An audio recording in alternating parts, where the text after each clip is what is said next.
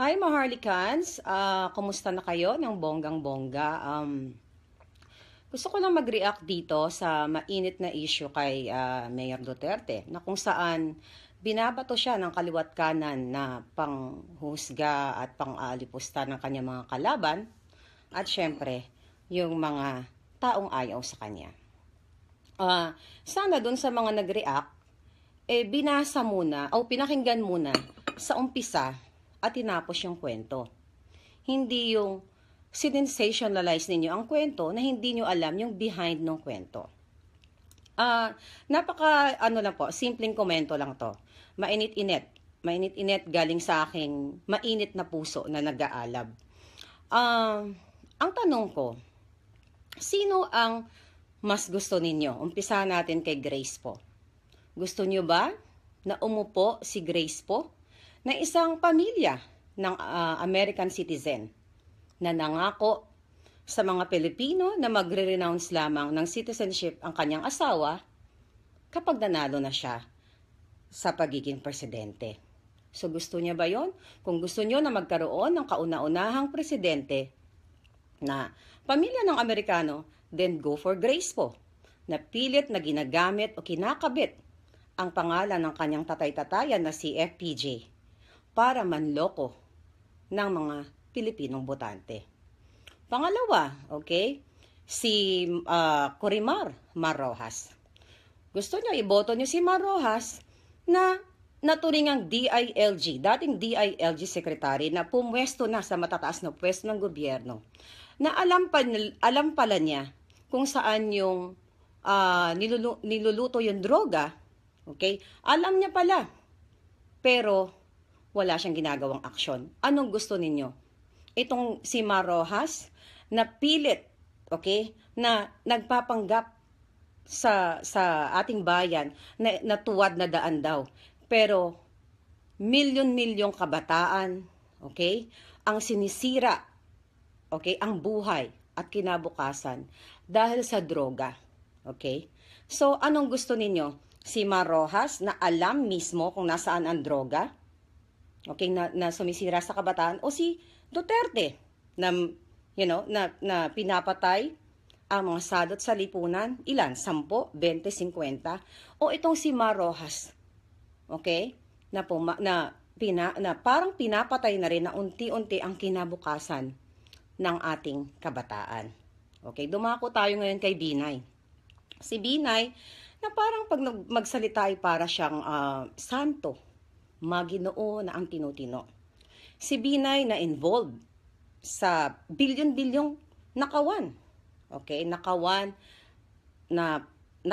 sa ating bayan. Okay, bilyon-bilyon ang ninanakaw sa kaban ng bayan.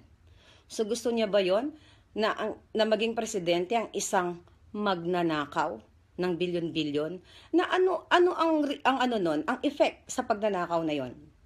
'Di ba? Para niya na ring pinapatay ang milyon-milyong mga Pilipino na dapat sana ay ginagastusan or binibigyan ng proyekto para magkaroon ng disenteng buhay. So ulit, ang tanong ko, gusto niyo ba si Binay na hindi umaaming pumapatay katulad kay Mayor Duterte pero bilyon-bilyon ang ninanakaw? So, ganun po 'yon. Bilyon-bilyon ang ninanakaw para nga pinapatay din ang kinabukasan ng ating mga kabataan at ang ating mga mamamayan. Dumako naman tayo kay Miriam Defensor Santiago. Oh well, ang masasabi ko kay Senador Miriam Santiago ay isang brilliant presidentiable. Okay? Isa po siya sa pinakamagaling. Okay? Si Miriam lang naman po ang author ng 4Ps na pinagmamalaki nitong mga kultong dilaw. Okay? Na sinasabi nila, pag hindi daw binoto ang Liberal Party, ay hindi na itutuloy ang 4Ps. So for your information po, ang 4Ps po ay hindi nagsimula sa Liberal Party.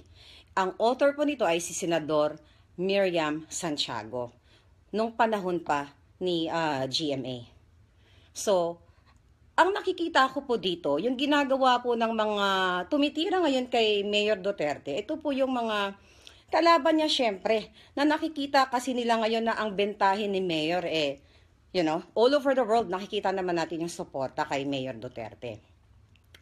Ang tanong ko uli dito sa Gabriela, na kumukundi na kay Mayor Duterte, masyado kayong mag-react, okay?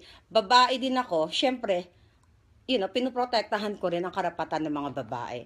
Pero ang tanong ko, nung panahon na tumuwad-tuwad sa stage itong mga babaeng binayaran ng mga Liberal Party, na halos tumorva na doon sa stage, nasan kayo?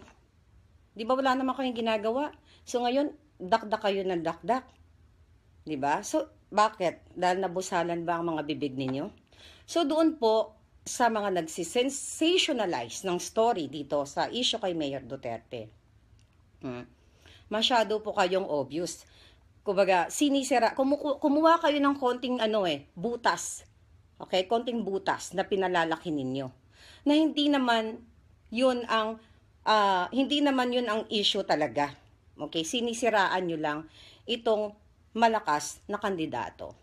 So, yan lang po ang aking opinion dito sa nangyayari. So, kayo na po bahala para po sa akin. Okay? Wala pong nag-impluwensya sa akin kahit sino. I am just an independent personality na katulad ninyo na bukas lang po ang isipan.